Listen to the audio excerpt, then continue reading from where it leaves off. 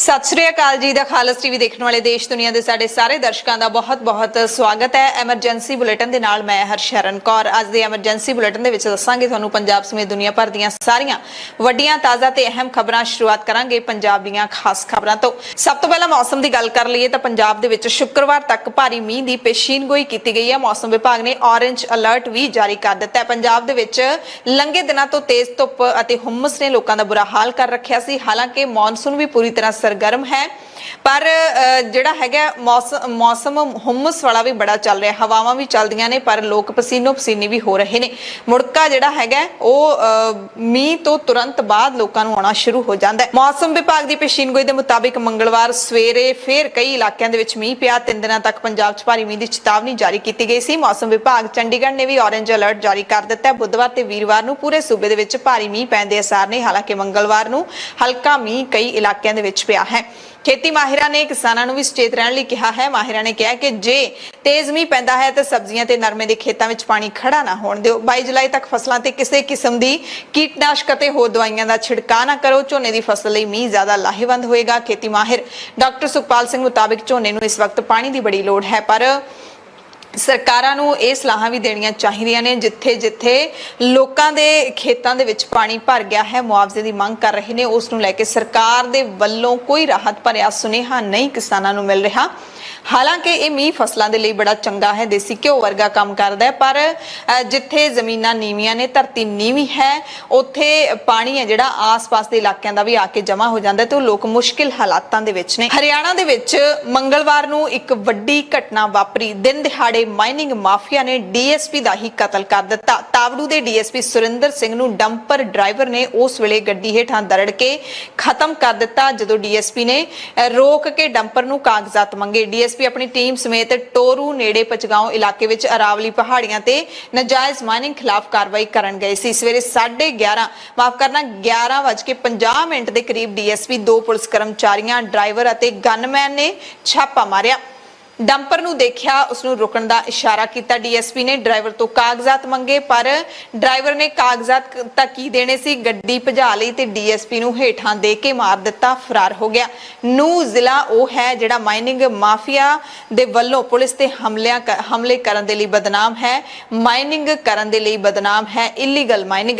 घटना तो बाद पुलिस महकमे नूं भाजना पै गईयां। दोषियों की गिरफ्तारी दे लई पुलिस सर्च ऑपरेशन कर रही है। जानकारी मुताबिक कुछ दोषियों की जानकारी मिली है, होरां दा पता लाया जा रहा है। डीएसपी सुरिंदर सिंह दी इसे साल सेवा मुक्ति भी होनी सी। हरियाणा सरकार ने इस पूरे मामले दे विच जानकारी मंग लई है। गृह मंत्री अनिल विज ने इस वड्डी घटना ते जांच के हुक्म दे दिते ने। डीएसपी के कतल तो बाद हरियाणा पुलिस ने ट्वीट किया, लिखिया कि डीएसपी तोरू सुरिंदर सिंह ने ड्यूटी दौरान अपनी जान कुर्बान कर दी है। हरियाणा पुलिस ने बहादुर अधिकारी के दुखी परिवार नाल डूंगी संवेदना प्रगट करदਿਆਂ कहा कि दोषियों को सजा दिवाउण लई कोई कसर बाकी नहीं छड्डी जाएगी।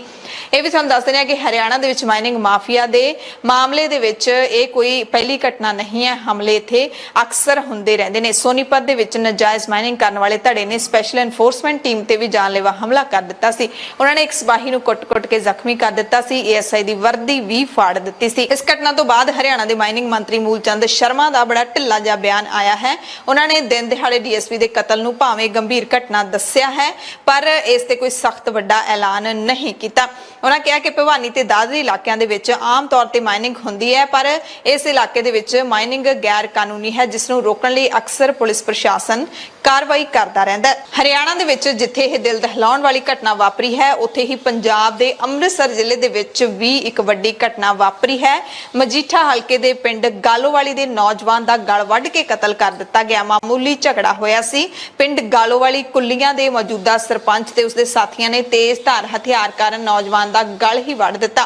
पिंड विच जन्मदिन दी पार्टी तो वापस आ रहे पवनजीत सिंह ते अजय सूरज संजय अते सरपंच दीपक दे विचाले तकरार हो गई। अजय ते उसदे साथियां ने पवनजीत उत्ते तेजधार हथियारां नाल हमला करके उसका कतल कर दिता। पवनजीत दे भरा करणजीत सिंह ने थाणा मजीठा दे विच शिकायत दर्ज करवाई है। उन्होंने दस्सिया कि पिंड विच ही करण दी लड़की दे जन्मदिन दी पार्टी सी, जिहदे विच उसदा वड्डा भरा अमृतपाल भी गया सी। जदों वापस आ रहे सी तां रात 9 बजे दे करीब यह घटना वापरी है। इन्हां सारियां दे विच आपसी तकरार हो गई। थोड़ी बहुती तकरार तो बाद ही ਇਹ ਜਿਹੜੇ ਦੋਸ਼ੀ ਹੈਗੇ ਨੇ, ਜਿਹੜੇ ਮੁਲਜ਼ਮ ਨੇ, ਉਹਨਾਂ ਨੇ ਨੌਜਵਾਨ ਨੂੰ, ਪਵਨਜੀਤ ਸਿੰਘ ਨੂੰ ਆਪਣੇ ਦੋਵਾਂ ਹੱਥਾਂ ਦੇ ਨਾਲ ਫੜ ਲਿਆ, ਦੋਵੇਂ ਬਾਹਾਂ ਤੋਂ ਫੜ ਲਿਆ ਤੇ ਦਾਤਰ ਨਾਲ ਵਾਰ ਕਰ ਦਿੱਤਾ। ਤੁਰੰਤ ਹਸਪਤਾਲ ਲਿਜਾਇਆ ਗਿਆ ਜਿੱਥੇ ਡਾਕਟਰਾਂ ਨੇ ਉਸ ਨੂੰ ਮ੍ਰਿਤਕ ਐਲਾਨ ਦਿੱਤਾ। ਪੁਲਿਸ ਨੇ ਮੁਲਜ਼ਮਾਂ ਦੇ ਖਿਲਾਫ ਮੁਕੱਦਮਾ ਦਰਜ ਕਰ ਲਿਆ। ਹਾਲੇ ਪੁਲਿਸ ਦੀ ਗਿਰਫਤ ਤੋਂ ਬਾਹਰ ਦੱਸੇ ਜਾ ਰਹੇ ਸਨ। ਖਬਰ ਪੜੇ ਜਾਣ ਤੱਕ ਕਤਲ ਦੀ ਇੱਕ ਘਟਨਾ ਕੈਨੇਡਾ ਦੇ ਟੋਰਾਂਟੋ ਦੇ ਵਿੱਚ ਵੀ ਵਾਪਰੀ ਹੈ, ਜਿੱਥੇ ਨਾਈਟ ਕਲੱਬ ਦੇ ਵਿੱਚ ਗੋਲੀਬਾਰੀ ਦੌਰਾਨ 26 ਸਾਲਾ ਪੰਜਾਬੀ ਨੌਜਵਾਨ ਦੀ ਮੌਤ ਹੋ ਗਈ। ਮ੍ਰਿਤਕ ਦੀ ਪਛਾਣ ਪ੍ਰਦੀਪ ਸਿੰਘ ਬਰਾੜ ਵਜੋਂ ਹੋਈ ਹੈ।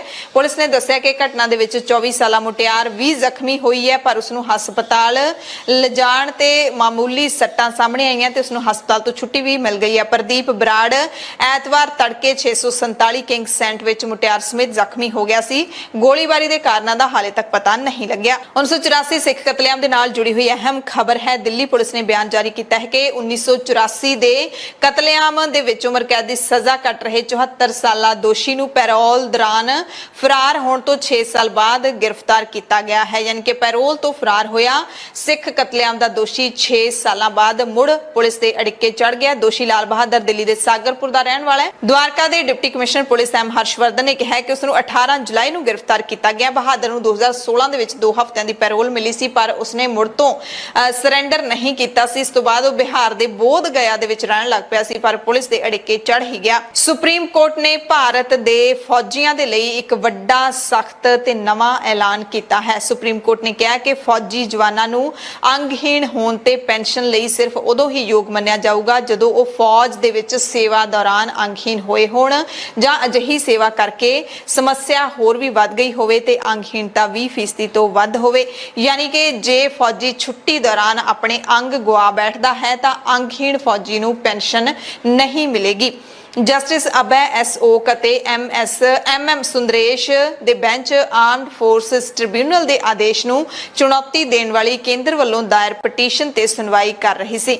ਸਿਖਰਲੀ ਅਦਾਲਤ ਨੇ ਕਿਹਾ ਹੈ ਕਿ ਇਸ ਮਾਮਲੇ ਵਿੱਚ ਜਦੋਂ ਜਵਾਨ ਛੁੱਟੀ ਤੇ ਕਿਸੇ ਥਾਂ ਗਿਆ ਤਾਂ 2 ਦਿਨ ਬਾਅਦ ਉਹ ਸੜਕ ਹਾਦਸੇ ਦਾ ਸ਼ਿਕਾਰ ਹੋ ਗਿਆ। ਮੁੱਦਈ ਅਤੇ ਉਸ ਦੀ ਫੌਜੀ ਸੇਵਾ ਵਿੱਚ ਸੱਟਾਂ ਦਾ ਕੋਈ ਸੰਬੰਧ ਨਹੀਂ ਹੈ। ट्रिब्यूनल ने इस पहलू ਨੂੰ ਪੂਰੀ ਤਰ੍ਹਾਂ ਨਜ਼ਰ ਅੰਦਾਜ਼ ਕਰ ਦਿੱਤਾ ਹੈ, ਜੋ ਕਿ ਮਾਮਲੇ ਦੀ ਜੜ ਹੈ। ਇਸ ਲਈ ਮੁੱਦਈ ਅਪੰਗਤਾ ਪੈਨਸ਼ਨ ਲੈਣ ਦਾ ਹੱਕਦਾਰ ਨਹੀਂ ਹੈ। ਸੋ ਦੇਸ਼ ਭਰ ਦੇ ਫੌਜੀਆਂ ਨੂੰ ਇਹ ਖਬਰ ਜ਼ਰੂਰ ਧਿਆਨ ਨਾਲ ਸੁਣਨੀ ਚਾਹੀਦੀ ਹੈ ਕਿ ਜੇ ਤੁਸੀਂ ਛੁੱਟੀ ਤੇ ਗਏ ਹੋ, ਉੱਥੇ ਤੁਸੀਂ ਕਿਸੇ ਹਾਦਸੇ ਦਾ ਸ਼ਿਕਾਰ ਹੁੰਦੇ ਹੋ, ਕੋਈ ਅੰਗ ਤੁਹਾਡਾ ਨਕਾਰਾ ਹੋ ਜਾਂਦਾ ਹੈ, ਤਾਂ ਤੁਹਾਨੂੰ ਫੌਜ ਦੀ ਪੈਨਸ਼ਨ, ਅੰਗਹੀਣਤਾ ਪੈਨਸ਼ਨ ਨਹੀਂ ਮਿਲੇਗੀ। ਬਾਕੀ ਜਿਹੜੀ ਰਿਟਾਇਰਮੈਂਟ ਪੈਨਸ਼ਨ ਹੁੰਦੀ ਹੈ ਉਹ ਤਾਂ ਜ਼ਰੂਰ ਮਿਲੇਗੀ। ਸੰਯੁਕਤ ਕਿਸਾਨ ਮੋਰਚੇ ਨੇ ਕੇਂਦਰ ਸਰਕਾਰ ਦੇ ਵੱਲੋਂ MSP ਬਾਰੇ ਬਣਾਈ ਕਮੇਟੀ ਨੂੰ ਰੱਦ ਕਰ ਦਿੱਤਾ ਹੈ। ਇੱਕ ਦਿਨ ਪਹਿਲਾਂ ਕੇਂਦਰ ਸਰਕਾਰ ਨੇ ਐਲਾਨ ਕੀਤਾ ਸੀ ਕਿ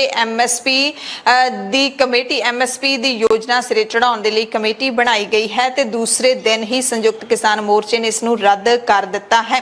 ਕਿਸਾਨ ਲੀਡਰ ਅਭਿਮਨਿਊ ਕੋਹਾੜ ਨੇ ਕਿਹਾ ਕਿ ਸਰਕਾਰ ਨੇ ਆਪਣੀ ਕਮੇਟੀ ਦੇ ਵਿੱਚ ਉਹਨਾਂ ਅਖੌਤੀ ਕਿਸਾਨ ਲੀਡਰਾਂ ਨੂੰ ਸ਼ਾਮਿਲ ਕੀਤਾ ਹੈ, ਉਹਨਾਂ ਅਧਿਕਾਰੀਆਂ ਨੂੰ ਸ਼ਾਮਿਲ ਕੀਤਾ ਹੈ ਜਿਹੜੇ 3 ਖੇਤੀ ਕਾਨੂੰਨਾਂ ਦਾ ਸਮਰਥਨ ਕਰਦੇ ਰਹੇ ਨੇ।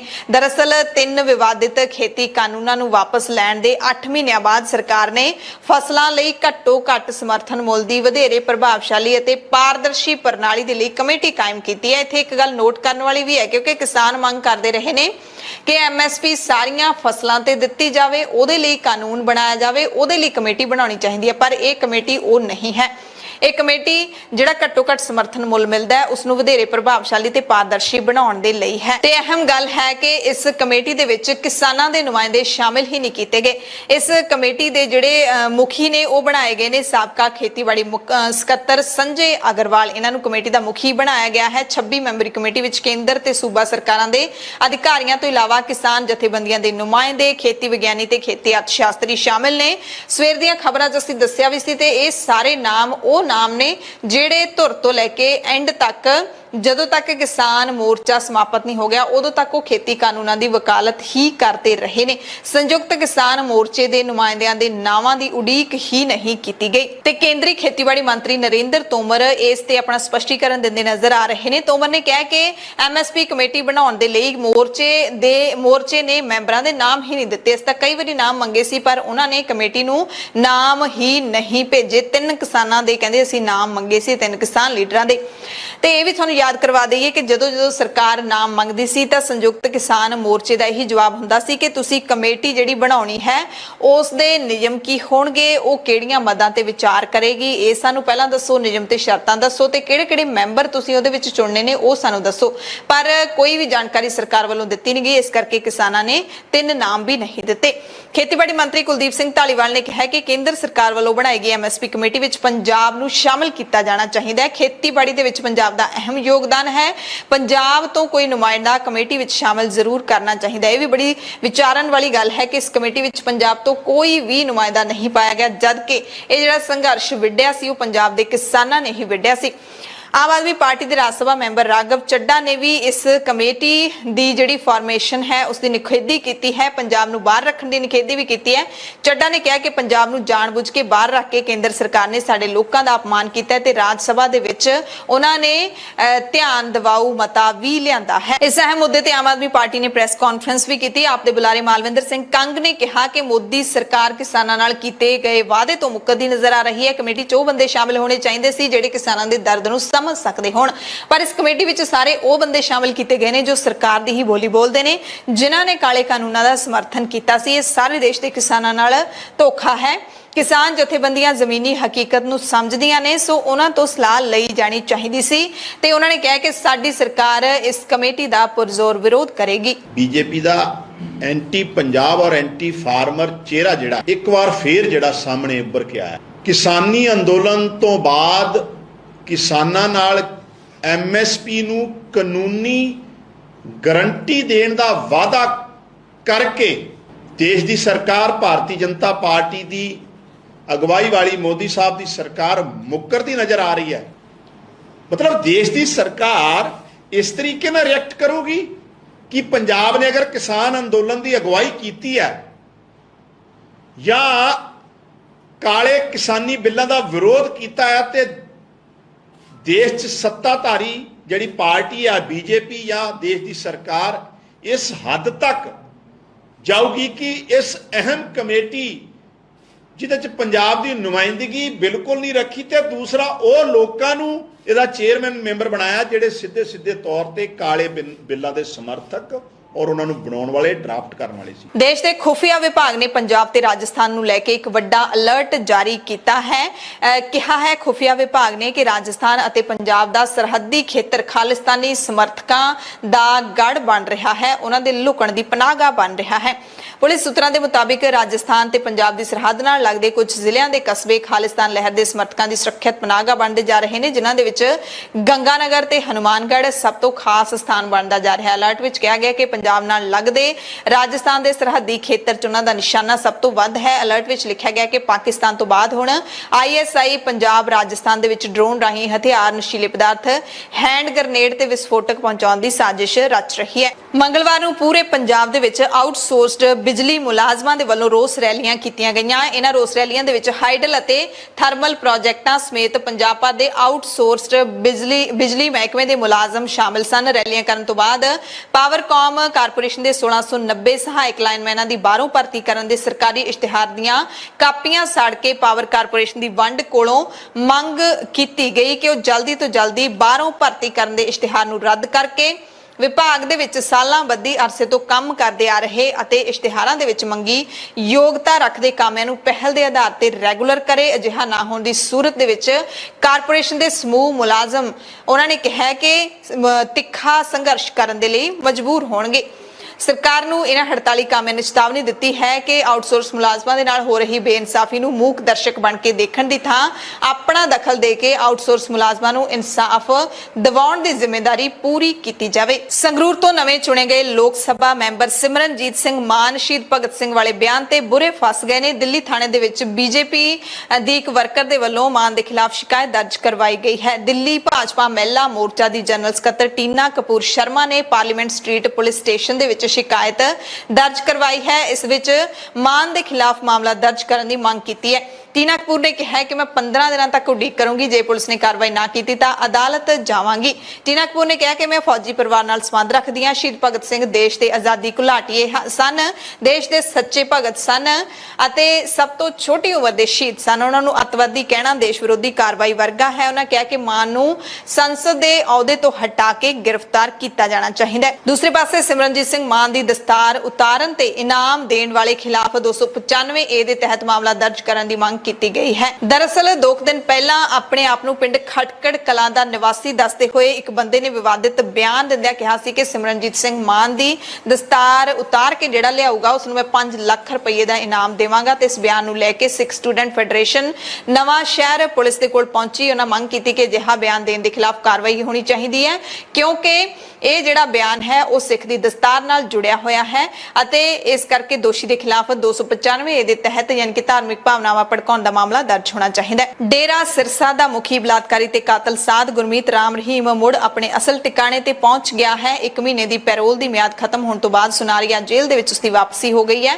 ਜੇਲ੍ਹ ਵਿੱਚ ਲਿਜਾਣ ਤੋਂ ਪਹਿਲਾਂ ਉਸ ਦਾ ਮੈਡੀਕਲ ਕਰਵਾਇਆ ਗਿਆ। ਸੋਮਵਾਰ ਦੇਰ ਸ਼ਾਮ ਉਸ ਨੂੰ ਜੇਲ੍ਹ ਵਾਪਸ ਲਿਆਂਦਾ ਗਿਆ। ਜੇਲ੍ਹ ਵਿਭਾਗ ਨੇ ਰੋਹਤਕ ਦੀ ਸੁਨਾਰੀਆ ਜੇਲ੍ਹ ਦੇ ਵਿੱਚ ਬੰਦ ਗੁਰਮੀਤ ਰਾਮ ਰਹੀਮ ਨੂੰ 1 ਮਹੀਨੇ ਦੀ ਪੈਰੋਲ ਦੇ ਕੇ ਵੱਡੀ ਰਾਹਤ ਦਿੱਤੀ ਸੀ। ਗੁਰਮੀਤ ਰਾਮ ਰਹੀਮ ਨੂੰ 2017 ਦੇ ਵਿੱਚ ਜੇਲ੍ਹ ਦੇ ਵਿੱਚ ਬੰਦ ਕੀਤਾ ਗਿਆ ਸੀ ਬਲਾਤਕਾਰ ਦੇ ਦੋਸ਼ ਦੇ ਵਿੱਚ। ਉਸ ਤੋਂ ਬਾਅਦ ਇੱਕ ਕਤਲ ਦਾ ਦੋਸ਼ ਵੀ ਇਸ ਖਿਲਾਫ ਸਾਬਿਤ ਹੋ ਗਿਆ ਸੀ। 17 ਜੂਨ ਦੀ ਸਵੇਰੇ ਰਾਮ ਰਹੀਮ ਜੇਲ੍ਹ ਚੋਂ ਬਾਹਰ ਨਿਕਲਿਆ ਸੀ ਤੇ ਉਦੋਂ ਸਵਾਲ ਵੀ ਚੁੱਕੇ ਸੀ। ਐਸਜੀਪੀਸੀ ਪ੍ਰਧਾਨ ਨੇ ਵੀ ਕਿਹਾ ਸੀ ਕਿ ਜਿਹੜੇ ਬੰਦੀ ਸਿੰਘ ਦਹਾਕਿਆਂ ਤੋਂ ਜੇਲ੍ਹਾਂ ਵਿੱਚ ਬੰਦ ਨੇ, ਆਪਣੀ ਸਜ਼ਾ ਤੋਂ ਵੱਧ ਸਜ਼ਾਵਾਂ ਭੁਗਤ ਚੁੱਕੇ ਨੇ, ਕਈ ਤਾਂ ਬਿਨਾਂ ਦੋਸ਼ ਤੋਂ ਜੇਲ੍ਹਾਂ ਵਿੱਚ ਬੰਦ ਨੇ, ਉਹਨਾਂ ਨੂੰ ਤਾਂ ਪੈਰੋਲ ਦਿੱਤੀ ਨਹੀਂ ਜਾਂਦੀ, ਉਹਨਾਂ ਦੀ ਤਾਂ ਰਿਹਾਈ ਨਹੀਂ ਕੀਤੀ ਜਾਂਦੀ, ਜਦਕਿ ਇੱਕ ਵੱਡੇ ਦੋਸ਼ੀ ਨੂੰ ਜੇਲ੍ਹ ਤੋਂ ਬਾਹਰ ਲਿਆਂਦਾ ਗਿਆ ਹੈ। ਜਿਹੜੇ ਪੀੜਿਤ ਪਰਿਵਾਰ ਸੀ ਉਹਨਾਂ ਨੇ ਵੀ ਇਸ ਤੇ ਇਤਰਾਜ਼ ਜਤਾਇਆ ਸੀ ਤੇ ਮੰਗ ਕੀਤੀ ਸੀ ਕਿ ਇਸ ਦੀ ਪੈਰੋਲ ਰੱਦ ਕੀਤੀ ਜਾਵੇ, ਪਰ ਇਹ ਪੂਰਾ ਮਹੀਨੇ ਦੀ ਪੈਰੋਲ ਕੱਟ ਕੇ ਗਿਆ ਹੈ ਅਤੇ ਆਪਣੇ ਜਿਹੜੇ ਚੇਲੇ ਹੈਗੇ ਨੇ ਉਹਨਾਂ ਨੂੰ ਇਹ ਸੰਬੋਧਨ ਵੀ ਕਰਦਾ ਰਿਹਾ ਹੈ, ਨਾਮ ਚਰਚਾ ਸਮਾਗਮ ਵੀ ਕਰਦਾ ਰਿਹਾ। ਪੰਜਾਬੀ ਗਾਇਕ ਦਲੇਰ ਮਹਿੰਦੀ ਨੇ 2 ਸਾਲ ਦੀ ਸਜ਼ਾ ਦੇ ਖਿਲਾਫ ਪੰਜਾਬ ਤੇ ਹਰਿਆਣਾ ਹਾਈ ਕੋਰਟ ਵਿੱਚ ਪਟੀਸ਼ਨ ਦਾਇਰ ਕੀਤੀ ਹੈ। ਦਲੇਰ ਮਹਿੰਦੀ ਨੂੰ ਕਬੂਤਰਬਾਜ਼ੀ ਮਾਮਲੇ ਦੇ ਵਿੱਚ 2 ਸਾਲ ਦੀ ਸਜ਼ਾ ਹੋਈ ਹੈ। ਪਟਿਆਲਾ ਜੇਲ੍ਹ ਦੇ ਵਿੱਚ ਬੰਦ ਕੀਤਾ ਗਿਆ ਹੈ। ਨਵਜੋਤ ਸਿੰਘ ਸਿੱਧੂ ਵਾਲੀ ਬੈਰਕ ਦੇ ਵਿੱਚ ਮਹਿੰਦੀ ਨੂੰ ਰੱਖਿਆ ਗਿਆ ਹੈ ਤੇ ਕਬੂਤਰਬਾਜ਼ੀ ਮਾਮਲੇ ਦੇ ਵਿੱਚ ਹੁਣ ਹਾਈ ਕੋਰਟ ਤੋਂ ਸਜ਼ਾ ਰੱਦ ਕਰਨ ਦੀ ਜਿਹੜੀ ਮੰਗ ਦਲੇਰ ਮਹਿੰਦੀ ਨੇ ਕੀਤੀ ਹੈ ਉਸ ਤੇ ਮੁਕੱਦਮਾ ਹੁਣ ਉਸ ਤੇ ਸੁਣਵਾਈ ਹੈ ਜਿਹੜੀ ਉਹ ਕਿੰਨਾ ਕੁ ਲੰਬਾ ਸਮਾਂ ਚੱਲੂਗੀ ਤੇ ਦਲੇਰ ਮਹਿੰਦੀ ਨੂੰ ਰਾਹਤ ਮਿਲੂਗੀ ਜਾਂ ਨਹੀਂ ਮਿਲੂਗੀ, ਇਹ ਦੇਖਣ ਵਾਲੀ ਗੱਲ ਰਹੂਗੀ। ਮੁੱਖ ਮੰਤਰੀ ਭਗਵੰਤ ਸਿੰਘ ਮਾਨ ਦੀ ਸਰਕਾਰ ਨੇ ਸਰਕਾਰ ਬਣਦਿਆਂ ਹੀ 26,000 ਤੋਂ ਵੱਧ ਸਰਕਾਰੀ ਨੌਕਰੀਆਂ ਦਾ ਐਲਾਨ ਕੀਤਾ ਸੀ ਤੇ ਉਸੇ ਐਲਾਨ ਦੇ ਤਹਿਤ कैबिनेट मंत्रियां ब्रह्म शंकर जिंपा ते चेतन सिंह जौड़े माजरा ने मैडिकल सिक्ख्या ते खोज विभाग दे विच 250 नर्सां ते 20 पैरामैडिकल टैक्नीशियनां अते जल सप्लाई ते सैनीटेशन विभाग विच 46 उपमंडल इंजीनियर्स नूं मंगलवार नूं नियुक्ति पत्र सौंपे ने। इस दे नाल एक झटके वाली खबर भी मिली है क्योंकि सरकार सारे कच्चे मुलाजमां नूं पक्का करना चाहुंदी है, पर विच विचाले कुछ कानूनी अड़चनां ने जिहड़ियां ओह आ रहीआं ने। इस नूं लैके सब कमेटी भी बनाई गई है कैबिनेट मंत्रियां दी। उस कमेटी ने सब कमेटी ने वख-वख विभागां तों सी पर मंगी गई सी, पर सारे विभागां दे वल्लों जानकारी नहीं पहुंचाई गई है। बहुत सारे विभागां दे वल्लों दे भी दित्ती गई है ते इन्हां दे विचों आउटसोर्स कामिਆਂ ਦੇ नाम शामिल ही नहीं ਹਨ। इसे करके आउटसोर्स कामिਆਂ ने मंगलवार ਨੂੰ रोस मुजाहरे भी कीते ने। सो हुण ਜਿਹੜੀ कैबिनेट सब कमेटी बनी है उसने 2 दिन ਦਾ ਹੋਰ ਸਮਾਂ ਇਹਨਾਂ ਅਫਸਰਾਂ ਨੂੰ ਦਿੱਤਾ ਹੈ, ਵੱਖ-ਵੱਖ ਵਿਭਾਗਾਂ ਦੇ ਅਫਸਰਾਂ ਨੂੰ। 20 ਜੁਲਾਈ ਯਾਨੀ ਕਿ ਬੁੱਧਵਾਰ ਨੂੰ ਸ਼੍ਰੋਮਣੀ ਅਕਾਲੀ ਦਲ ਬਾਦਲ ਦੇ ਵੱਲੋਂ ਬੰਦੀ ਸਿੰਘਾਂ ਦੀ ਰਿਹਾਈ ਦੀ ਮੰਗ ਨੂੰ ਲੈ ਕੇ ਦਿੱਲੀ ਦੇ ਵਿੱਚ ਵੱਡਾ ਰੋਸ ਮੁਜ਼ਾਹਰਾ ਕੀਤਾ ਜਾ ਰਿਹਾ ਹੈ। 20 ਜੁਲਾਈ ਨੂੰ ਜੰਤਰ ਮੰਤਰ ਤੇ एसजीपीसी श्रोमणी अकाली दल ਅਤੇ ਸ਼੍ਰੋਮਣੀ ਅਕਾਲੀ ਦਲ ਦਿੱਲੀ ਯਾਨੀ ਕਿ ਸਰਨਾ ਧੜੇ ਦੇ ਵੱਲੋਂ ਸਾਂਝੇ ਤੌਰ ਤੇ ਇਸ ਪ੍ਰਦਰਸ਼ਨ ਦਾ ਐਲਾਨ ਕੀਤਾ ਗਿਆ ਹੈ ਤੇ ਸਵੇਰੇ 11 ਵਜੇ ਸੰਗਤਾਂ ਨੂੰ ਵੱਧ ਚੜ ਕੇ ਦਿੱਲੀ ਦੇ ਜੰਤਰ ਮੰਤਰ ਤੇ ਪਹੁੰਚਣ ਦਾ ਸੱਦਾ ਦਿੱਤਾ ਗਿਆ ਹੈ। ਪੰਜਾਬ ਦੇ ਕੈਬਨਿਟ ਮੰਤਰੀ ਅਮਨ ਅਰੋੜਾ ਤੇ ਆਮ ਆਦਮੀ ਪਾਰਟੀ ਦੀ ਵਿਧਾਇਕਾ ਸਰਬਜੀਤ ਕੌਰ ਮਾਣੂ ਅਗਾਊਂ ਜ਼ਮਾਨਤ ਦੇ ਲਈ ਅਦਾਲਤ ਪਹੁੰਚੇ ਨੇ। ਕਰੀਬ 2 ਸਾਲ ਪਹਿਲਾਂ ਦਾ ਮਾਮਲਾ ਹੈ ਜਦੋਂ ਪੰਜਾਬ ਦੇ ਵਿੱਚ ਆਮ ਆਦਮੀ ਪਾਰਟੀ ਦੇ ਵਰਕਰਾਂ ਦੇ ਖਿਲਾਫ ਇਲਜ਼ਾਮ ਲੱਗੇ ਸੀ ਪੁਲਿਸ ਤੇ ਪਥਰਾ ਕਰਨ ਦੇ। ਉਸ ਮਸਲੇ ਦੇ ਵਿੱਚ ਇਹਨਾਂ ਲੀਡਰਾਂ ਦੇ ਖਿਲਾਫ ਤੇ ਆਮ ਆਦਮੀ ਪਾਰਟੀ ਦੇ ਕੁਝ ਵਰਕਰਾਂ ਦੇ ਖਿਲਾਫ ਪਰਚੇ ਦਰਜ ਕੀਤੇ ਗਏ ਸੀ ਤੇ ਹੁਣ ਇਹਨਾਂ ਦੋਵੇਂ ਲੀਡਰਾਂ ਦੇ ਵਕੀਲਾਂ ਹਰਿੰਦਰ ਕੁਮਾਰ ਤੇ ਦਵਿੰਦਰ ਕੁਮਾਰ ਨੇ ਇਹਨਾਂ ਦੋਵਾਂ ਦੀ ਅਗਾਊਂ ਜ਼ਮਾਨਤ ਲਈ ਅਰਜ਼ੀ ਦਿੱਤੀ ਹੈ। ਚੰਡੀਗੜ੍ਹ ਪੁਲਿਸ ਨੇ 10 ਜਨਵਰੀ 2020 ਨੂੰ ਐਮਐਲਏ ਹੋਸਟਲ ਚੰਡੀਗੜ੍ਹ ਦੇ ਸਾਹਮਣੇ ਆਯੋਜਿਤ ਪ੍ਰਦਰਸ਼ਨ ਦੌਰਾਨ ਪੁਲਿਸ ਤੇ ਪਥਰਾਅ ਕਰਨ ਦੇ ਦੋਸ਼ ਲਾਏ ਸੀ।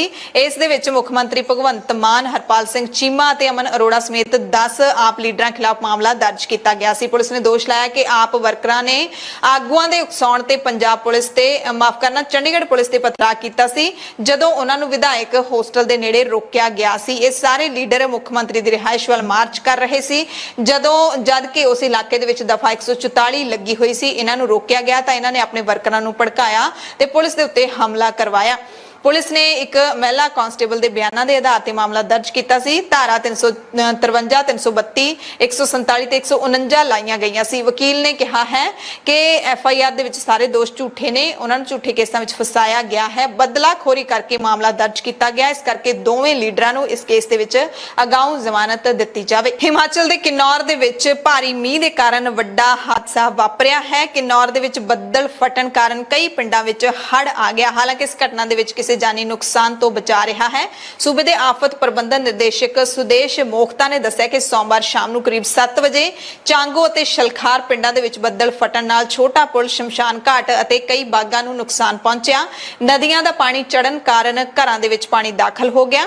ਇਸ ਦੌਰਾਨ ਕਾਂਗੜਾ ਜ਼ਿਲ੍ਹੇ ਦੇ ਵਿੱਚ ਮੰਗਲਵਾਰ ਤੜਕੇ ਢਿੱਗਾਂ ਡਿੱਗਣ ਕਾਰਨ 8 ਜਣੇ ਜ਼ਖਮੀ ਹੋ ਗਏ। ਯੂਐਸ ਡਾਲਰ ਦੇ ਮੁਕਾਬਲੇ ਰੁਪਈਆ ਲਗਾਤਾਰ ਦਮ ਤੋੜਦਾ ਜਾ ਰਿਹਾ ਹੈ। ਭਾਰਤੀ ਰੁਪਈਏ ਦੇ ਵਿੱਚ ਭਾਰੀ ਗਿਰਾਵਟ ਮੰਗਲਵਾਰ ਨੂੰ ਫਿਰ ਦਰਜ ਕੀਤੀ ਗਈ ਹੈ ਤੇ $1 ਦੇ ਮੁਕਾਬਲੇ ਰੁਪਈਆ ਹੁਣ 80 ਰੁਪਏ 1 ਪੈਸੇ ਤੇ ਪਹੁੰਚ ਗਿਆ। ਯਾਨੀ ਕਿ ਯੂਐਸਏ ਦਾ $1, ਇੱਕ ਅਮਰੀਕਨ ਡਾਲਰ 80 ਰੁਪਏ ਦਾ ਹੋ ਗਿਆ ਹੈ। ਇਸ ਤੋਂ ਪਹਿਲਾਂ ਹਫ਼ਤੇ ਦੇ ਅੰਤ ਵਿੱਚ ਰੁਪਈਏ ਦੀ ਕੀਮਤ ਡਾਲਰ ਦੇ ਮੁਕਾਬਲੇ 79 ਰੁਪਏ 70 ਪੈਸੇ ਤੇ ਪਹੁੰਚ ਗਈ ਸੀ। ਉਸ ਤੋਂ ਬਾਅਦ ਥੋੜਾ ਸੁਧਾਰ ਵੀ ਆਇਆ ਸੀ, ਥੋੜਾ ਜਿਹਾ ਕੁਝ ਪੈਸੇ ਮਹਿੰਗਾ ਵੀ ਹੋਇਆ ਸੀ, ਪਰ ਹੁਣ 80 ਰੁਪਏ ਤੋਂ ਟੱਪ ਗਿਆ ਹੈ। ਪੰਜਾਬ ਦੇ ਸਰਕਾਰੀ ਸਕੂਲਾਂ ਦੇ ਵਿੱਚ ਜਿੱਥੇ ਪਿਛਲੇ ਸਾਲ ਦੇ ਵਿੱਚ ਦਾਖਲੇ ਕਾਫੀ ਵਧੇ ਸਨ, ਨਤੀਜੇ ਵੀ ਚੰਗੇ ਆਏ ਸਨ, ਉੱਥੇ ਐਤਕੀ ਫੇਰ ਦਾਖਲੇ ਘਟ ਗਏ ਨੇ। ਨਵੀਂ ਸਰਕਾਰ ਦੇ ਪਹਿਲੇ ਵਰੇ ਹੀ ਸਰਕਾਰੀ ਸਕੂਲਾਂ ਦੇ ਵਿੱਚ 2 ਲੱਖ ਤੋਂ ਵੱਧ ਵਿਦਿਆਰਥੀਆਂ ਦੇ ਦਾਖਲੇ ਘੱਟ ਹੋਏ ਨੇ। ਨਵੇਂ ਵਿਦਿਅਕ ਸੈਸ਼ਨ ਦੇ ਦਾਖਲੇ 1 ਅਪ੍ਰੈਲ ਤੋਂ ਸ਼ੁਰੂ ਹੋਏ ਸੀ। ਦਾਖਲਾ ਪ੍ਰਕਿਰਿਆ ਬੰਦ ਹੋ ਚੁੱਕੀ ਹੈ ਅਤੇ ਹੁਣ ਪਤਾ ਲੱਗਿਆ ਹੈ ਜਦੋਂ ਅੰਕੜਿਆਂ ਦਾ ਮਿਲਾਨ ਕੀਤਾ ਗਿਆ ਕਿ 2 ਲੱਖ ਪਿਛਲੇ ਸਾਲ ਦੇ ਨਾਲੋਂ ਵਿਦਿਆਰਥੀ ਘੱਟ ਦਾਖਲ ਹੋਏ ਨੇ। ਬੁਲੇਟਿਨ ਦੇ ਵਿੱਚ ਕੁਝ ਖਾਸ ਤੇ ਵੱਡੀਆਂ ਖਬਰਾਂ ਪੂਰੇ ਭਾਰਤ ਅਤੇ ਪੂਰੀ ਦੁਨੀਆ ਤੋਂ। ਬੜੀ ਅਹਿਮ ਖਬਰ ਹੈ, ਜਿਹੜਾ GST ਵਧਾਇਆ ਗਿਆ ਹੈ ਕੁਝ ਜ਼ਰੂਰੀ ਵਸਤੂਆਂ ਦੇ ਉੱਤੇ, ਉਸ ਨੂੰ ਲੈ ਕੇ ਹੁਣ ਲਗਾਤਾਰ ਸਰਕਾਰ ਨੂੰ ਸਪਸ਼ਟੀਕਰਨ ਦੇਣਾ ਪੈ ਰਿਹਾ ਹੈ। ਇੱਕ ਦਿਨ ਪਹਿਲਾਂ GST ਕਮੇਟੀ ਨੇ ਸਪਸ਼ਟੀਕਰਨ ਦਿੱਤਾ ਸੀ ਅਤੇ ਹੁਣ ਕੇਂਦਰੀ ਵਿੱਤ ਮੰਤਰੀ ਨਿਰਮਲਾ ਸੀਤਾਰਮਨ ਨੇ ਖਾਣ ਪੀਣ ਦੀਆਂ ਜਿਨ੍ਹਾਂ ਚੀਜ਼ਾਂ ਤੇ GST ਲਾਇਆ ਗਿਆ ਉਸ ਬਾਰੇ ਸਪਸ਼ਟੀਕਰਨ ਦਿੰਦਿਆਂ ਕਿਹਾ ਕਿ ਜੇ ਇਹਨਾਂ ਚੀਜ਼ਾਂ ਨੂੰ ਤੁਸੀਂ ਖੁੱਲਾ ਖਰੀਦੋਗੇ ਤਾਂ ਟੈਕਸ ਨਹੀਂ ਦੇਣਾ ਪਊਗਾ। ਟਵੀਟ ਕਰਕੇ ਲਿਖਿਆ ਕਿ GST ਕੌਂਸਲ ਨੇ ਲਿਸਟ ਵਿੱਚ ਸ਼ਾਮਿਲ ਸਾਰੀਆਂ ਚੀਜ਼ਾਂ ਨੂੰ ਬਿਨਾਂ ਪੈਕਿੰਗ ਵਿੱਚ ਜਾਣ ਉੱਤੇ GST ਦੇਣ ਤੋਂ ਛੋਟ ਦਿੱਤੀ ਹੈ। ਇਹ ਫੈਸਲਾ ਕਿਸੇ ਇੱਕ ਮੈਂਬਰ ਦਾ ਨਹੀਂ ਹੈ, ਸਗੋਂ ਪੂਰੀ GST ਕੌਂਸਲ ਨੇ ਲਿਆ ਹੈ। ਇਸ ਲਿਸਟ ਦੇ ਵਿੱਚ ਦਾਲਾਂ, ਆਟਾ, ਰਾਈ, ਓਟਸ, ਮੱਕੀ, ਚੌਲ, ਸੂਜੀ ਜਾਂ ਰਵਾ, ਵੇਸਣ, ਮੁਰਮੁਰਾ, ਦਹੀਂ, ਲੱਸੀ, ਇਹ ਸਾਰਾ ਕੁਝ ਸ਼ਾਮਿਲ ਹੈ। ਪਨੀਰ ਵੀ ਸ਼ਾਮਿਲ ਹੈ। ਸਾਰੀਆਂ ਉਹ ਚੀਜ਼ਾਂ ਨੇ ਜਿਹੜੀਆਂ ਲੋਕਾਂ ਦੇ ਖਾਣ ਪੀਣ ਦੇ ਵਿੱਚ ਰੋਜ਼ਾਨਾ, ਕਈ ਤਾਂ ਰੋਜ਼ਾਨਾ ਆਉਂਦੀਆਂ ਨੇ, ਕਈ ਹਫ਼ਤੇ ਦੇ ਵਿੱਚ ਇੱਕ ਅੱਧੀ ਵਾਰੀ ਆਉਂਦੀਆਂ ਨੇ। ਇਸ ਤੋਂ ਪਹਿਲਾਂ GST ਕੌਂਸਲ ਨੇ ਵੀ ਕਿਹਾ ਸੀ ਕਿ ਜੇ ਤੁਸੀਂ 25 ਕਿਲੋ ਤੋਂ ਵੱਧ ਆਟੇ ਦਾ ਪੈਕੇਟ ਖਰੀਦੋਗੇ ਤਾਂ ਉੱਤੇ ਤੁਹਾਨੂੰ ਟੈਕਸ ਨਹੀਂ ਦੇਣਾ ਪਊਗਾ। ਜੇ ਦੁਕਾਨਦਾਰ 25 ਕਿਲੋ ਤੋਂ ਵੱਧ ਪੈਕੇਟ ਲਿਆ ਕੇ ਤੁਹਾਨੂੰ ਵੇਚਣਗੇ, ਥੋਕ ਦੇ ਵਿੱਚ ਵੇਚਣਗੇ, ਖੋਲ ਕੇ ਵੇਚਣਗੇ, ਤਾਂ ਤੁਹਾਨੂੰ GST ਨਹੀਂ ਦੇਣਾ ਪਊਗਾ। ਪਰ ਆਮ ਲੋਕਾਂ ਨੂੰ ਇਸ ਦੀ ਜਾਣਕਾਰੀ ਕੌਣ ਦੇਊਗਾ? ਨਾ ਹੀ ਤਾਂ ਆਮ ਲੋਕ ਸਾਰੇ ਖਬਰਾਂ ਸੁਣਦੇ ਨੇ, ਨਾ ਹੀ ਸਰਕਾਰ ਦੇ ਟਵੀਟ ਚੈੱਕ ਕਰਦੇ ਨੇ। ਉਹਨਾਂ ਦੀ ਲੁੱਟ ਹੈ ਜਿਹੜੀ ਉਹ ਜ਼ਾਹਿਰ ਤੌਰ ਤੇ ਹੋਣੀ ਹੈ। ਤੇ GST ਦਾ ਮਸਲਾ ਸੰਸਦ ਦੇ ਸਦਨਾਂ ਦੇ ਵਿੱਚ ਵੀ ਗੂੰਜਿਆ ਹੈ। ਮੌਨਸੂਨ ਸੈਸ਼ਨ ਦਾ ਦੂਸਰਾ ਦਿਨ ਰਿਹਾ ਮੰਗਲਵਾਰ ਨੂੰ, ਇਹ ਵੀ ਹੰਗਾਮੇ ਭਰਪੂਰ ਰਿਹਾ। ਮਹਿੰਗਾਈ, GST, ਬੇਰੁਜ਼ਗਾਰੀ ਅਤੇ ਅਗਨੀਪਥ ਵਰਗੇ ਮਾਮਲਿਆਂ ਤੇ ਕਾਂਗਰਸ ਸਮੇਤ ਵੱਖ-ਵੱਖ ਵਿਰੋਧੀ ਪਾਰਟੀਆਂ ਦੇ ਮੈਂਬਰਾਂ ਦੇ ਭਾਰੀ ਹੰਗਾਮੇ ਕਾਰਨ ਲੋਕ ਸਭਾ ਦੀ ਕਾਰਵਾਈ ਸ਼ੁਰੂ ਹੋਣ ਦੇ ਕਰੀਬ 15 ਮਿੰਟ ਬਾਅਦ ਹੀ ਦੁਪਹਿਰੇ 2 ਵਜੇ ਤੱਕ ਮੁਲਤਵੀ ਕਰਨੀ ਪਈ। ਇਸ ਦੌਰਾਨ ਵਿਰੋਧੀ ਧਿਰਾਂ ਦੇ ਹੰਗਾਮੇ ਤੋਂ ਬਾਅਦ ਰਾਜ ਸਭਾ ਦੀ ਕਾਰਵਾਈ ਸ਼ੁਰੂ ਹੋਣ ਤੋਂ 5 ਮਿੰਟਾਂ ਦੇ ਅੰਦਰ ਹੀ ਦੁਪਹਿਰੇ 2 ਵਜੇ ਤੱਕ ਮੁਲਤਵੀ ਕਰ ਦਿੱਤੀ ਗਈ। ਬਾਅਦ ਦੁਪਹਿਰ ਜਦੋਂ ਦੋਵੇਂ ਸਦਨ ਮੁੜ ਜੁੜੇ ਤਾਂ ਵਿਰੋਧੀ ਧਿਰਾਂ ਦੀ ਨਾਰਾਜ਼ਗੀ ਤੇ ਰੌਲਾ ਰੱਪਾ ਜਾਰੀ ਰਿਹਾ। ਦੋਵੇਂ ਸਦਨ ਸਾਰੇ ਦਿਨ ਦੇ ਲਈ ਫੇਰ ਤੋਂ ਉਠਾ ਦਿੱਤੇ ਗਏ। ਸੋ ਜੇ ਇਹੀ ਹਾਲ ਰਿਹਾ ਤਾਂ ਬਾਕੀ ਦਿਨਾਂ ਦੇ ਵਿੱਚ ਵੀ ਸਰਕਾਰ ਆਖਿਰਕਾਰ ਕੀ ਕਰ ਲੇਗੀ? ਜਦੋਂ ਵਿਰੋਧੀ ਧਿਰਾਂ ਹੰਗਾਮਾ ਕਰਦੀਆਂ ਨੇ, ਸਦਨ ਪੂਰੇ ਦਿਨ ਦੇ ਲਈ ਉਠਾ ਦਿੱਤਾ ਜਾਂਦਾ। ਲੋਕਾਂ ਦੇ ਲਈ ਜਿਹੜੀਆਂ ਸਕੀਮਾਂ ਲਿਆਉਣੀਆਂ ਨੇ, ਲੋਕ ਪੱਖੀ ਨੀਤੀਆਂ ਲਿਆਉਣੀਆਂ ਨੇ, ਉਹਨਾਂ ਲਈ ਟਾਈਮ ਬਚੇਗਾ ਕਦੋਂ? ਅਗਨੀਪਥ ਯੋਜਨਾ ਦੇ ਨਾਲ ਜੁੜੀ ਹੋਈ ਅਹਿਮ ਖਬਰ ਹੈ। ਸੁਪਰੀਮ ਕੋਰਟ ਨੇ ਫੌਜ ਦੇ ਵਿੱਚ ਭਰਤੀ ਲਈ ਕੇਂਦਰ ਦੀ ਅਗਨੀਪਥ ਸਕੀਮ ਨੂੰ ਚੁਣੌਤੀ ਦੇਣ ਵਾਲੀਆਂ ਜਨਹਿਤ ਪਟੀਸ਼ਨਾਂ ਨੂੰ ਦਿੱਲੀ ਹਾਈ ਕੋਰਟ ਵਿੱਚ ਤਬਦੀਲ ਕਰਨ ਦਾ ਹੁਕਮ ਦੇ ਦਿੱਤਾ ਹੈ। ਜਸਟਿਸ DY ਚੰਦਰਚੂੜ ਨੇ ਕਿਹਾ ਕਿ ਪਟੀਸ਼ਨ ਦਿੱਲੀ ਹਾਈ ਕੋਰਟ ਵਿੱਚ ਪੈਂਡਿੰਗ ਹੈ, ਇਸ ਕਰਕੇ ਪਹਿਲਾਂ ਹਾਈ ਕੋਰਟ ਦੇ ਵਿੱਚ ਸੁਣਵਾਈ ਕੀਤੀ ਜਾਵੇ। ਕੇਰਲਾ ਤੋਂ ਸ਼ਰਮਨਾਕ ਕਾਰੇ ਦੀ ਖਬਰ ਹੈ। ਇੱਥੇ ਕੇਰਲਾ ਪੁਲਿਸ ਨੇ ਜ਼ਿਲ੍ਹੇ ਦੇ ਵਿੱਚ ਰਾਸ਼ਟਰੀ ਯੋਗਤਾ ਕਮ ਪ੍ਰਵੇਸ਼ ਪ੍ਰੀਖਿਆ ਯਾਨੀ ਕਿ ਨੀਟ ਦੇ ਵਿੱਚ ਬੈਠਣ ਵਾਲੀਆਂ ਲੜਕੀਆਂ ਦੇ ਅੰਦਰੂਨੀ ਵਸਤਰ ਲੁਹਾ ਕੇ ਉਹਨਾਂ ਦੀ ਚੈਕਿੰਗ ਕੀਤੀ। ਇਸ ਮਾਮਲੇ ਦੇ ਵਿੱਚ ਕੇਸ ਦਰਜ ਕੀਤਾ ਹੈ ਕੇਰਲਾ ਪੁਲਿਸ ਨੇ ਦੱਸਿਆ ਕਿ ਐਤਵਾਰ ਨੂੰ ਜ਼ਿਲ੍ਹੇ ਦੇ ਆਯੂਰ ਵਿਖੇ ਨਿੱਜੀ ਵਿਦਿਅਕ ਸੰਸਥਾ ਦੇ ਵਿੱਚ ਨੀਟ ਦੌਰਾਨ ਕਥਿਤ ਤੌਰ ਤੇ ਅਜਿਹੀ ਘਟਨਾ ਦੇ ਖਿਲਾਫ ਇੱਕ ਵਿਦਿਆਰਥਣ ਦੀ ਸ਼ਿਕਾਇਤ ਤੇ ਭਾਰਤੀ ਦੰਡਾਵਲੀ ਯਾਨੀ ਕਿ ਆਈਪੀਸੀ ਦੀਆਂ ਧਾਰਾਵਾਂ 354 ਤੇ 509 ਦੇ ਤਹਿਤ ਮਾਮਲਾ ਦਰਜ ਕੀਤਾ ਗਿਆ ਹੈ। ਇਸ ਦੌਰਾਨ ਪ੍ਰੀਖਿਆ ਕੇਂਦਰ ਦੇ ਸੁਪਰਡੈਂਟ ਨੇ ਕਿਹਾ ਕਿ ਸ਼ਿਕਾਇਤ ਫਰਜ਼ੀ ਹੈ, ਗਲਤ ਇਰਾਦਿਆਂ ਦੇ ਨਾਲ ਦਰਜ ਕੀਤੀ ਗਈ ਹੈ, ਪਰ ਜੇ ਅਜਿਹਾ ਸੱਚਮੁੱਚ ਹੋਇਆ ਹੈ, ਲੜਕੀ ਨੇ ਜੇ ਅਜਿਹੀ ਸ਼ਿਕਾਇਤ ਕੀਤੀ ਹੈ ਤਾਂ ਕੁਛ ਨਾ ਕੁਛ ਤਾਂ ਹੋਇਆ ਹੀ ਹੋਏਗਾ ਤੇ ਜੇ ਅਜਿਹਾ ਹੋਇਆ ਤਾਂ ਬਹੁਤ ਹੀ ਸ਼ਰਮਨਾਕ ਹੈ। ਪੈਗੰਬਰ ਮੁਹੰਮਦ ਸਾਹਿਬ ਦੇ ਖਿਲਾਫ ਟਿੱਪਣੀ ਕਰਨ ਦੇ ਮਾਮਲੇ ਦੇ ਵਿੱਚ ਉਹੀ ਕਾਰਵਾਈ ਹੋਈ ਹੈ ਜਿਸ ਦੀ ਆਸ ਕੀਤੀ ਜਾ ਰਹੀ ਸੀ। ਦਰਅਸਲ ਸੁਪਰੀਮ ਕੋਰਟ ਨੇ ਮੰਗਲਵਾਰ ਨੂੰ ਬੀਜੇਪੀ ਦੀ ਸਾਬਕਾ ਬੁਲਾਰਾ ਨੂਪੁਰ ਸ਼ਰਮਾ ਨੂੰ ਫੌਰੀ ਰਾਹਤ ਦਿੱਤੀ ਹੈ। ਅਗਲੀ ਸੁਣਵਾਈ ਤੱਕ ਨੂਪੁਰ ਸ਼ਰਮਾ ਨੂੰ ਗ੍ਰਿਫਤਾਰ ਨਾ ਕੀਤੇ ਜਾਣ ਦੇ ਹੁਕਮ ਜਾਰੀ ਕੀਤੇ ਨੇ। ਨੂਪੁਰ ਸ਼ਰਮਾ ਉਹੀ ਹੈ ਜਿਸ ਦੇ ਬਿਆਨ ਨੇ ਪੂਰੇ ਦੇਸ਼ ਹੀ ਨਹੀਂ ਪੂਰੀ ਦੁਨੀਆ ਦੇ ਵਿੱਚ ਤਰਥੱਲੀ ਮਚਾ ਦਿੱਤੀ ਸੀ। ਪੂਰੀ ਦੁਨੀਆ ਦੇ ਵਿੱਚ ਮੁਸਲਿਮ ਭਾਈਚਾਰੇ ਨੂੰ ਠੇਸ ਪਹੁੰਚੀ ਸੀ। ਭਾਰਤ ਦੇ ਵਿੱਚ ਵੀ ਨੂਪੁਰ ਸ਼ਰਮਾ ਦੇ ਖਿਲਾਫ ਰੋਸ ਮੁਜ਼ਾਹਰੇ ਕੀਤੇ ਗਏ ਸੀ, ਪਰ ਉਹਨਾਂ ਰੋਸ ਮੁਜ਼ਾਹਰੇ ਕਰਨ ਵਾਲਿਆਂ ਦੇ ਖਿਲਾਫ ਹੀ ਕਾਰਵਾਈ ਕੀਤੀ ਗਈ, ਪਰ ਨੂਪੁਰ ਸ਼ਰਮਾ ਨੂੰ ਹਾਲੇ ਤੱਕ ਕੁਝ ਨਹੀਂ ਹੋਇਆ। ਸ਼ਹਿਰੀ ਹਵਾਬਾਜ਼ੀ ਡਾਇਰੈਕਟੋਰੇਟ ਜਨਰਲ ਯਾਨੀ ਕਿ DGCA ਨੇ ਗੋ ਫਸਟ ਦੀ ਮੁੰਬਈ ਤੋਂ ਲੇਹ ਅਤੇ ਸ਼੍ਰੀਨਗਰ ਤੋਂ ਦਿੱਲੀ ਉਡਾਣਾਂ ਦੇ ਇੰਜਨ ਖਰਾਬ ਹੋਣ ਕਰਕੇ ਦੋਵੇਂ ਉਡਾਣਾਂ ਨੂੰ ਰੋਕ ਦਿੱਤਾ। DGCA ਦੋਵੇਂ ਘਟਨਾਵਾਂ ਦੀ ਜਾਂਚ ਕਰ ਰਿਹਾ ਹੈ। ਰੈਗੂਲੇਟਰ ਤੋਂ ਮਨਜ਼ੂਰੀ ਮਿਲਣ ਤੋਂ ਬਾਅਦ ਹੀ ਦੋਵੇਂ ਜਹਾਜ਼ ਹੁਣ ਉਡਾਣਾਂ ਭਰ ਸਕਣਗੇ। यूपी ਤੋਂ ਖਬਰ ਹੈ ਜਿੱਥੇ ਰਾਜਧਾਨੀ ਲਖਨਊ ਦੇ ਵਿੱਚ ਬੀਤੇ ਦਿਨੀ ਖੋਲੇ ਗਏ ਲੁਲੂ ਮਾਲ ਦੇ ਵਿੱਚ ਨਮਾਜ਼ ਅਦਾ ਕਰਨ ਨੂੰ ਲੈ ਕੇ ਚੱਲ ਰਹੇ ਵਿਵਾਦ ਦੇ ਦਰਮਿਆਨ ਇੱਕ ਵੱਡੀ ਕਾਰਵਾਈ ਹੋਈ ਹੈ। यूपी ਪੁਲਿਸ ਨੇ ਇਸ ਮਾਲ ਦੇ ਅਹਾਤੇ ਵਿੱਚ ਨਮਾਜ਼ ਅਦਾ ਕਰਨ ਵਾਲੇ 4 ਨੌਜਵਾਨਾਂ ਦੀ ਪਛਾਣ ਕਰਕੇ ਉਹਨਾਂ ਨੂੰ ਗ੍ਰਿਫਤਾਰ ਕਰ ਲਿਆ। ਪੁਲਿਸ ਹੁਣ ਇਹਨਾਂ 4 ਤੋਂ ਪੁੱਛਗਿੱਛ ਕਰ ਰਹੀ ਹੈ। ਦਰਅਸਲ ਕਾਰਵਾਈ ਅਜਿਹੇ ਸਮੇਂ ਸਾਹਮਣੇ ਆਈ ਹੈ ਜੋ ਸੂਬੇ ਦੇ ਮੁੱਖ ਮੰਤਰੀ ਯੋਗੀ ਆਦਿੱਤਿਆਨਾਥ ਨੇ ਪ੍ਰਸ਼ਾਸਨ ਨੂੰ ਅਜਿਹੇ ਅਨਸਰਾਂ ਦੇ ਖਿਲਾਫ ਸਖਤ ਕਾਰਵਾਈ ਕਰਨ ਦੇ ਨਿਰਦੇਸ਼ ਦਿੱਤੇ ਸਨ। ਪਾਕਿਸਤਾਨ ਦੇ ਲਹਿੰਦੇ ਪੰਜਾਬ ਤੋਂ ਖਬਰ ਹੈ ਜਿੱਥੇ ਜ਼ਿਮਨੀ ਚੋਣਾਂ ਦੇ ਨਤੀਜੇ ਆ ਗਏ ਨੇ। ਇਹਨਾਂ ਨਤੀਜਿਆਂ ਦੇ ਮੁਤਾਬਿਕ ਇਮਰਾਨ ਖਾਨ ਦੀ ਤਹਿਰੀਕ-ਏ-ਇਨਸਾਫ ਪਾਰਟੀ ਨੂੰ ਵੱਡੀ ਜਿੱਤ ਹਾਸਲ ਹੋਈ ਹੈ। ਤਹਿਰੀਕ-ਏ-ਇਨਸਾਫ ਨੂੰ 20 ਦੇ ਵਿੱਚੋਂ 15 ਸੀਟਾਂ ਮਿਲੀਆਂ ਨੇ ਤੇ ਮੰਨਿਆ ਜਾ ਸਕਦਾ ਹੈ ਕਿ ਇਮਰਾਨ ਖਾਨ ਦਾ ਸੱਤਾ ਵਿੱਚ ਆਉਣ ਦਾ ਰਾਹ ਹੈ ਜਿਹੜਾ ਮੁੜ ਤੋਂ ਸਾਫ਼ ਹੋ ਗਿਆ ਹੈ। ਜਿਨ੍ਹਾਂ ਨੂੰ ਕਿ ਪਿਛਲੇ ਦਿਨੀ ਸੱਤਾ ਤੋਂ ਲਾ ਦਿੱਤਾ ਗਿਆ ਸੀ, ਪਾਕਿਸਤਾਨ ਦੇ ਸਾਬਕਾ ਪ੍ਰਧਾਨ ਮੰਤਰੀ ਬਣਾ ਦਿੱਤਾ ਗਿਆ ਸੀ। ਇਮਰਾਨ ਖਾਨ ਨੇ ਵੱਡੀ ਜਿੱਤ ਹਾਸਲ ਕਰਕੇ ਪਾਕਿਸਤਾਨ ਦੀ ਸੱਤਾ ਹਾਸਲ ਕੀਤੀ ਸੀ, ਪਰ ਪਿਛਲੇ ਦਿਨਾਂ ਦੇ ਵਿੱਚ ਅਜਿਹਾ ਸਿਆਸੀ ਘਟਨਾਕ੍ਰਮ ਵਾਪਰਿਆ ਜਿਸ ਨੂੰ ਇਮਰਾਨ ਖਾਨ ਵਿਦੇਸ਼ੀ ਤਾਕਤਾਂ ਦੀ ਸ਼ਹਿ ਦੱਸਦੇ ਰਹੇ। ਬਰਤਾਨੀਆ ਤੋਂ ਖਬਰ ਹੈ ਜਿੱਥੇ ਆਉਂਦੇ ਸਮੇਂ ਦੇ ਵਿੱਚ ਨਵੇਂ ਪ੍ਰਧਾਨ ਮੰਤਰੀ ਦੀ ਚੋਣ ਹੋਣੀ ਹੈ ਅਤੇ ਪ੍ਰਧਾਨ ਮੰਤਰੀ ਦੀ ਦੌੜ ਦੇ ਵਿੱਚ ਰਿਸ਼ੀ ਸੁਨਕ ਜਿਹੜੇ ਕਿ ਭਾਰਤੀ ਮੂਲ ਦੇ ਹਨ ਉਹ ਸਿਖਰ ਤੇ ਚੱਲ ਰਹੇ ਨੇ। ਸਾਬਕਾ ਚਾਂਸਲਰ ਰਿਸ਼ੀ ਸੁਨਕ ਕੰਜ਼ਰਵੇਟਿਵ ਪਾਰਟੀ ਦੇ ਲੀਡਰ ਬੋਰਿਸ ਜੌਨਸਨ ਦੀ ਥਾਂ ਬਰਤਾਨਵੀ ਪ੍ਰਧਾਨ ਮੰਤਰੀ ਬਣਨ ਦੀ ਦੌੜ ਦੇ ਵਿੱਚ ਸਭ ਤੋਂ ਅੱਗੇ ਹੋ ਗਏ ਨੇ। ਪਾਰਲੀਮੈਂਟ ਦੇ ਟੋਰੀ ਮੈਂਬਰਾਂ ਦੀ VOTING ਦੇ ਤਾਜ਼ਾ ਦੌਰ ਦੇ ਵਿੱਚ ਸੁਨਕ ਨੂੰ 14 ਹੋਰ ਵੋਟਾਂ ਮਿਲੀਆਂ ਨੇ। 42 ਸਾਲਾ ਸੁਨਕ ਪਿਛਲੇ ਹਫ਼ਤੇ VOTING ਸ਼ੁਰੂ ਹੋਣ ਤੋਂ ਬਾਅਦ ਲਗਾਤਾਰ ਸੂਚੀ ਦੀ ਸਿਖਰ ਤੇ ਚੱਲੇ ਆ ਰਹੇ ਨੇ। ਸੋਮਵਾਰ ਨੂੰ ਤੀਜੇ ਗੇੜ ਦੇ ਵਿੱਚ 115 ਵੋਟਾਂ ਹਾਸਲ ਕੀਤੀਆਂ ਤੇ ਦੌੜ ਦੇ ਵਿੱਚ ਹੁਣ ਸਿਰਫ 4 ਉਮੀਦਵਾਰ ਹੀ ਰਹਿ ਗਏ ਨੇ। ਐਮਰਜੈਂਸੀ ਬੁਲੇਟਿਨ ਦੇ ਵਿੱਚ ਤੁਹਾਡੇ ਸਭ ਤੋਂ ਇਜਾਜ਼ਤ ਚਾਹੁੰਦੇ ਹਾਂ। ਤੁਸੀਂ ਸਾਰੇ ਆਪਣਾ ਧਿਆਨ ਰੱਖਿਓ। ਸਵੇਰ ਦੀਆਂ ਖਬਰਾਂ 'ਚ ਫੇਰ ਮਿਲਾਂਗੇ। ਧੰਨਵਾਦ।